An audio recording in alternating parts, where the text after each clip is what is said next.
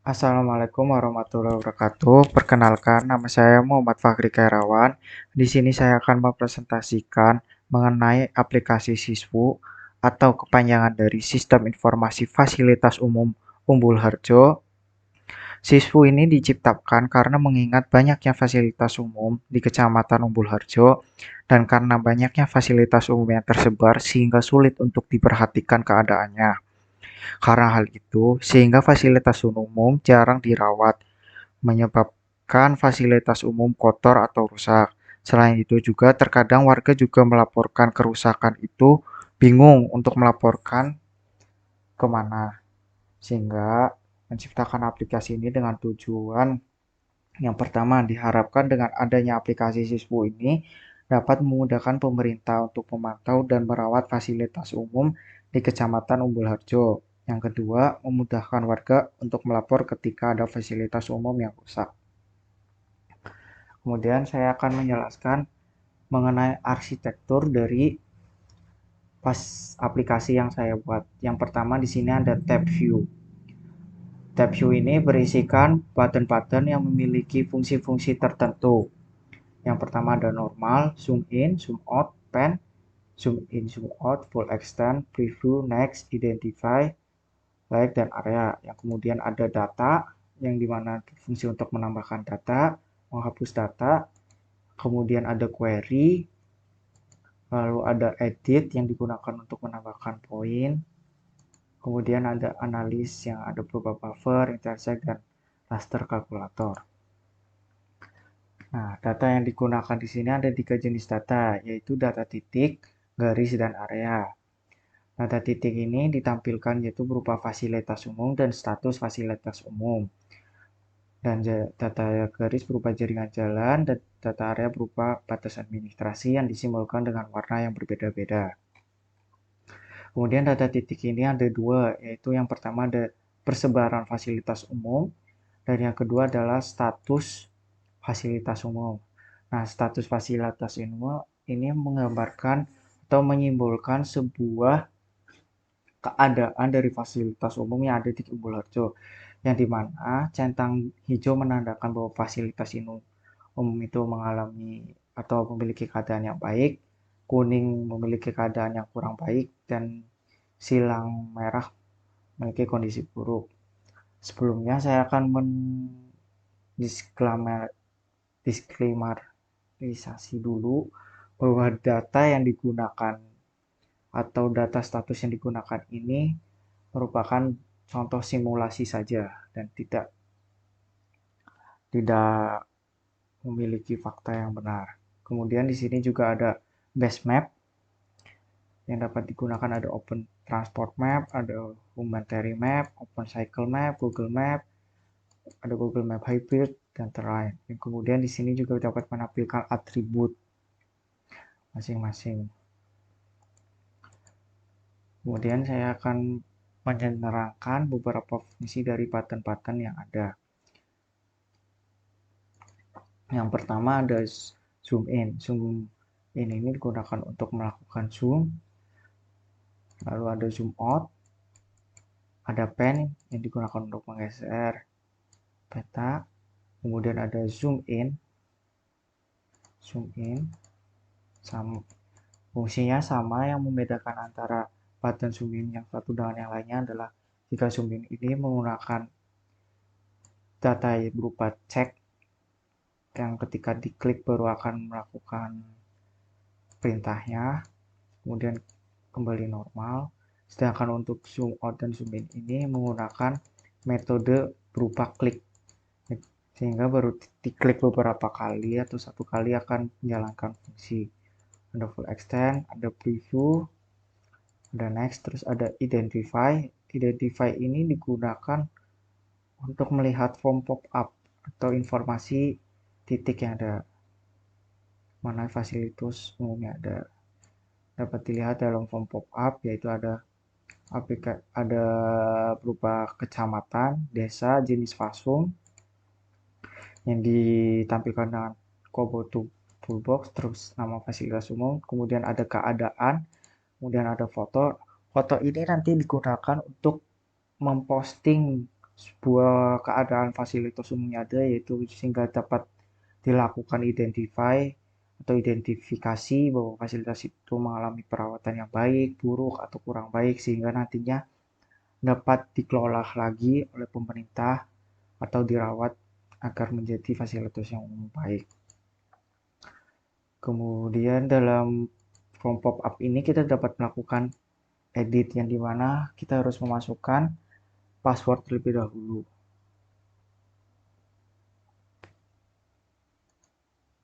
Nah, ketika password itu benar, kita dapat mengedit data yang ada, semua data yang ada dari nama, kemudian klik save, maka data akan pasti di save. Sementara kita memasukkan data yang atau password yang salah, akan muncul bahwa password itu salah sehingga tidak dapat melakukan edit. Dan kemudian ada data, ada tab data yang digunakan untuk menambahkan data.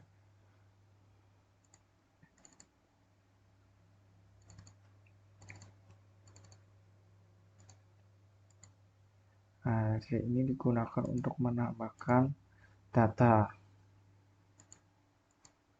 Kemudian ada remove untuk menghapus data, yaitu harus mengselect terlebih dahulu atribut yang ingin dihapus. Kemudian ada query. Ketika kita klik query ini akan menghitung berapa jumlah fasilitas umum yang ada di Kecamatan Umbulharjo, yang dimana terdapat 85 fasilitas umum. Kemudian ketika masuk ke Giwangan akan menunjukkan ada 14 fasilitas umum di Giwangan, yaitu yang terdiri ada kantor lurah, kuburan Islam, masjid, pasar, dan lainnya. Kemudian edit. Edit ini, form edit atau tools edit ini digunakan untuk menambahkan data. Di sini kita dapat melakukan editing data, menambahkan data untuk menandakan beberapa fasilitas umum yang mengalami kerusakan. Seperti contoh misal terdapat jalan yang mengalami kerusakan, kita dapat memasukkan koordinat dengan cara digitasi atau menggunakan input langsung menggunakan keyboard, yaitu memasukkan koordinat. Jadi kita menandakan dengan kursor, lalu kita dapat masukkan kecamatan, Umbulharjo, Desa Giwangan, harus memiliki jenis fasilitas umum, misalnya fasilitas umum pemerintah, misalnya kantor lurah, kemudian keadaan misal baik, kemudian kita dapat masukkan foto yang ada, misalnya kita masukkan foto kita kantor lurah, lalu lakukan save. Nah, data berhasil di save, kemudian akan berupa data baru akan muncul, dan ketika kita lakukan zoom atau klik pada tabel satu kali, lalu pada bagian map akan otomatis melakukan zoom in kepada fitur yang di. Kemudian ada buffer, misalnya kita akan melakukan buffer pada batas jalan, dengan memasukkan jarak buffer, kemudian segmen. Segmen ini digunakan untuk parameter pengukuran halus buffer yang dihasilkan. Misalnya ada selected only, merge. Kemudian kita dapat memilih penyimpanan, ingin disimpan di mana. Kita pilih simpan di data, terus kita pilih coba 3, sini. Oke. Nah, kemudian menunggu beberapa saat hingga buffer berhasil dibuat. Nah, ini contoh buffer yang berhasil dibuat berupa jalan. Dapat dilihat bahwa buffer yang dibuat berhasil. Nah, itu beberapa fitur yang ada di aplikasi Sispu atau Sistem Informasi Fasilitas Umum Umbulharjo. Nah, kemudian saya di sini akan menjelaskan beberapa mengenai kode yang digunakan atau kode secara garis besar saja. Yang pertama, saya menggunakan dua referensi dari map.win.js, yaitu ada ax.win.js dan map.win.js. Kemudian dalam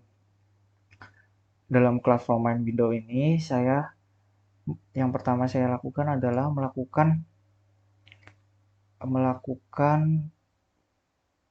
identifikasi atau mendeskripsikan terlebih dahulu from pop-up atau add point dan from buffer ini sebagai objek, karena pada bahasa bahasa C# ini form ini belum berupa objek, melainkan hanya sebuah form, sehingga kita harus membuatkan objek terlebih dahulu agar dapat diakses. Kemudian pada masing-masing form pop up dan form add point, form buffer juga kita melakukan hal yang sama, yaitu berupa membuat form main window ini sebagai objek sehingga dapat diakses atau dihubungkan pada form pop up, form add point, dan form buffer.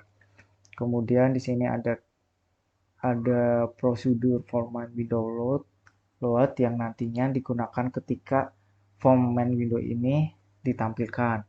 Di sini saya menampilkan batas administrasi, mengambil data batas administrasi yang kemudian dideklarasikan sebagai set file, kemudian masukkan nama legendanya. Kemudian untuk simbolisasi, saya menggunakan simbolisasi yang default yang berdasarkan map.js, yang dimana pada masing-masing daerah akan berubah warnanya. Jadi seperti dapat dilihat.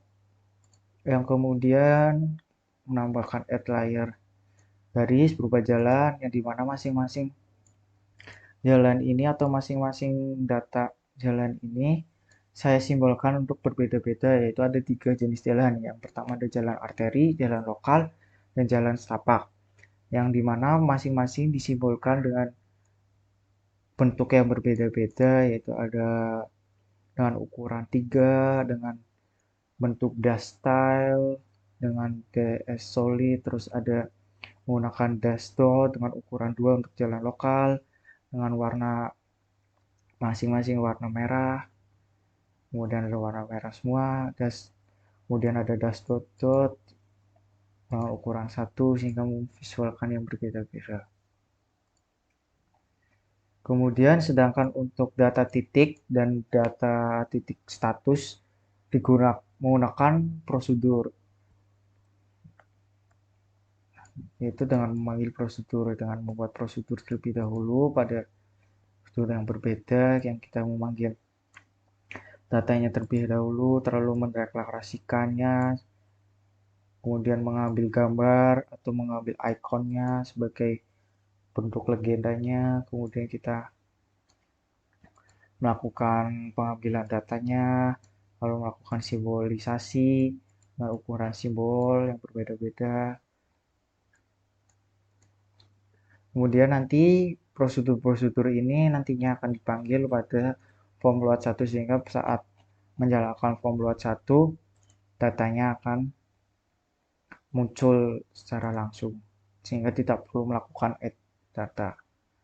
Lalu kita menggunakan base map, terdapat 7 base map yang digunakan.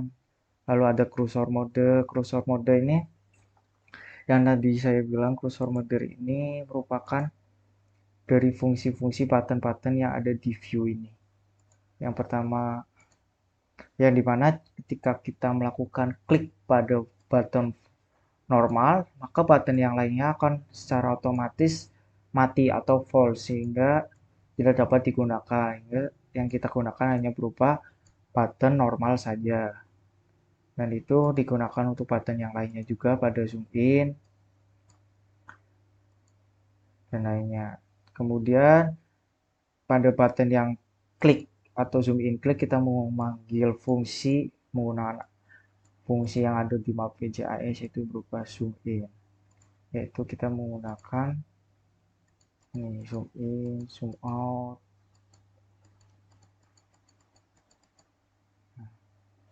Kemudian ada juga fitur berupa yang digunakan untuk melakukan pengukuran 28 cm, kemudian bahkan ada area untuk melakukan pengukuran area. Nah, kemudian ada data grid view, ini digunakan untuk menampilkan tabel, memvisualkan tabel, yang dimana ketika kita klik tabelnya atau mengselect tabelnya akan secara otomatis melakukan zoom in kepada tabel yang kita klik. Sebagai contoh, ini akan melakukan zoom secara langsung kepada fasilitas umum yang dipilih. Kemudian ada grid point, ada add point ini yang nantinya akan memanggil from add point untuk menampilkan formnya ketika kita melakukan klik pada button add point.